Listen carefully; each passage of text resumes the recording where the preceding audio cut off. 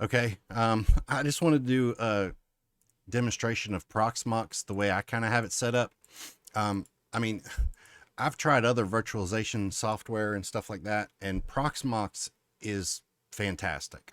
Like, if you're not using Proxmox, then you're doing something wrong because it's just so nice. I mean, it does virtually everything that I want it to and more, right? So I don't have it all, noted and high availability or any of that stuff. I just kind of have basic setups, and then I have a connected storage drive between them. I plan on making another video, Proxmox FreeNAS storage backup later, so that's not going to be in this one, but I am going to kind of touch on it. So basically, I have three Proxmox servers. So I have my Epic, which is well, if I can click on the right thing. So it's an Epic uh, PC, I guess. Has 256 gigabytes of RAM. 32 cores, 64 threads and cores together. But it's pretty nice. And then this is where I run Comfy UI, and it has GPU pass through. So I use all LXC containers, LXC as in cat. The LXC is a little bit more difficult. Well, I mean, it's a little bit more difficult to get it set up, but then once it's set up, it just always works. So once I set it up on the host, any of these LXC containers that I want to pass it through to, all I have to do is go in here. Oh, sorry, is add this stuff right here, and setting this up is another video. But I always I don't have one particular on this, but if someone's interested in how it's set up, I could make a video for that. But this is all the pass through. So whenever I set up a new LXC, all I have to do is add these, and then go into the console, add the same drivers from the host, because they have to match, and then I have GPU pass through. But not all this stuff is using GPU pass through, like these Dockers, like I mean, all these different ones with Docker, they don't even have GPS. Well, that one does. Oops, bad example. Well, maybe that one is a bad example. Most of them don't have GPU pass through. Well, maybe I'm just a liar. Okay, there we go. So usually, or I thought usually, if I don't have a Docker that's going to need GPUs, I usually wouldn't pass through it. But for whatever reason, they're still passed through. I don't think they're using the GPU, but here's the thing, right? So with Proxmox, you have these helper scripts. So if you go here, you have all these different scripts, right? So whenever I go, if you see one of my other videos, I just come in here when I want to make a new Debian LXC. All I have to do is click here and copy this, and then I just come back over to wherever, the console, and then paste it in, right? I paste it, run it, it asks a few questions, and then I have it, right? Now I still have to install the GPU drivers if I intend on doing pass-through. But I mean, look, Nextcloud, I mean, some of these are a little more complicated, but I mean, this is ridiculously easy, right? Like, you have all these different things, right? You have, good grief, here's like all the AI stuff. So here's where I got Comfy UI. I have that set up. I tried some of these others. I installed that. Didn't really care for it. Didn't really understand it, to be honest with you. This is where I installed Olama from. Well, actually, to be honest with you, I installed Olama from here, but then it didn't update properly. So I went back. A lot of things that I do, I just create a Debian 13 LXC, and then I just build it from there. And actually, one thing I'm going to do another video on is, you see I have this green, which is it's a NAS, right?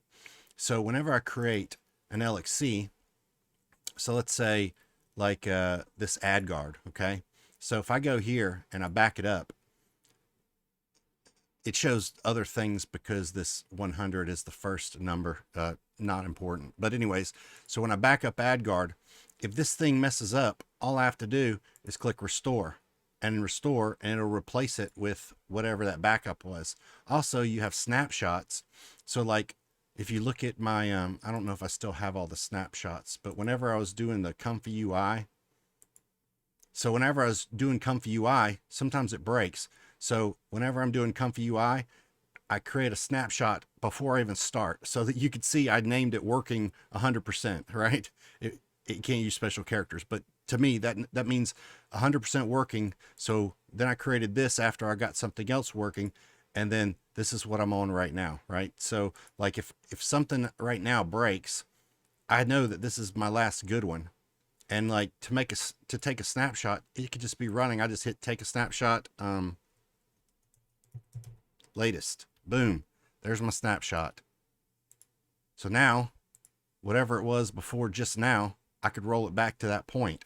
And with the backups, so I mean, this is one of my most favorite aspects right here. I mean, there's a lot of my favorite things about it, but when I back something up, okay, so I backed up this, well, it's 100, so it shows AdGuard, but right here I have Comfy UI good full. So this is one of my backups, and I could back it up again. I'll just back it up like that. But so now here is the thing that I didn't know about it, and I kind of stumbled across it. It's going to take a minute to back it up, but that's fine. But so you see, I have these backups, but they match the little ID number. So whenever I click on a different one, you see the ID numbers that matching. So since that one's 100, it shows all the ones with the matching 100. So I started putting them here. So I don't have a backup for that one, but I'm not really using it. Anyways, this is the thing that I really, really like. So this AdGuard, so I back it up and I get a good copy of AdGuard. And then I go to my other Proxmox and I go to where I back up everything, which is the NAS, and I come here for backups. Here's everything, right? So everything that I've backed up, when I go to this particular one, it just matches the number. So 100, these are 101s, 600, you know, etc. But all of them are in my backup. So let's say I was here and I wanted to take AdGuard and I wanted to run it on this one, which I did. And this is exactly how I did it. So with it not being on here, and I go and I find AdGuard, so Minitube, blah, blah, blah, AdGuard. So now if I'm on this one and I restore it, it'll overwrite it. But if I'm on this one and I restore it, it just puts identical copy into this Proxmox, which is what I did, and I put it here. So I have two different AdGuard. So I have two different AdGuards running, and what was really cool about it was this one, I get it all set up the way I wanted, right? Everything was, I added all my block lists and whatnot, and then I backed it up. And then I just came over here, imported it here. Now, whenever you back up one, it makes an exact backup. So the only thing I had to do was once I imported it, before I turned it on, I had to go into network, and it'll make the same MAC address. So usually I adjust the MAC address, like I'll do like, instead of a D, I'll do an E. Now I've already done this one, so I'm not gonna do it again. And also if I change it, it'll jack up my network mapped IP address. But anyways, so whenever you restore a backup, if I started it without changing the network, then these two would get assigned the same IP address, because that's what it's based on when it's assigning it in my router. So you just go in here, you change the network address, and boom, it's, but that's so fantastic because I can actually like juggle these around, right? So if I wanted to bring Comfy UI to one of these, I just drop it in there. And because the GPU pass-through is the same on all of them, as long as my drivers match between my three Proxmox hosts, like I install the same drivers. So what I do is, so I use, this is always, I try and make everything consistent. So this is the NVIDIA driver I use. And when I install CUDA, this is the CUDA driver I use. And I have a video on the CUDA driver because it's quite a pain in the butt too. But that's pretty much it. So like if you're not using Proxmox, I mean, you really should be. Like I tell all my friends, but no one really wants to get into it. And I mean, it's a little bit of a, like once you get it set up, everything, starts working and you'll understand it better. And then, I mean, you have all these different things. Like a while back, I was just like, well, what's something I can play with? Do I need a database? I use these databases for AI. So I use Redis, I use Quadrant unsuccessfully, to be honest. Well, I did get it working, but it wasn't great.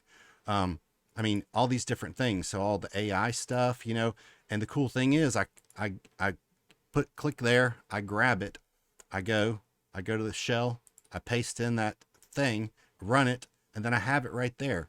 And I'll make a copy of it, and then I can delete. If I make as soon as I install it, if I make the snapshot, I can keep butchering it and butchering it and butchering it until I finally get it right, and then I back it up. And then if I want to move it to this one, I'll move it to this one. I mean, Proxmox is fantastic. And just, probably should have said this first, but you don't have to have a subscription. So as soon as you install Proxmox, the first thing you do is you come over here to the Proxmox post installation. So whenever you install it and you don't have a subscription, it'll nag you. This removes the nag. It also disables the repositories for the subscription based model, and it actually adds the non subscription repository, so you can still get the Proxmox updates and stuff. And also it just does the, like what it says, post install. So you run that post install, and then it just fixes everything where there's no nags. It updates properly. And I found that the repository that it adds is more current than the subscription, because the subscription, they try and be stable releases only, but the one that's not paid repository, you actually get newer things, because I guess it's not so thorough to be rolled out into production environments, whatever. But it's fantastic. Like I said, if you're not using Proxmox, I mean, you really should be using Proxmox. I mean, I've tried, like I said, several other ones, and just Proxmox, just hands down, is head and shoulders above the rest. But I am planning on doing a video later today or tomorrow or sometime about how I set up this network, because like I said, it's just, I have it on all of them, right? And it's actually just running what is it, FreeNAS. So keep an eye out for that video. I hope you found this useful. Thanks.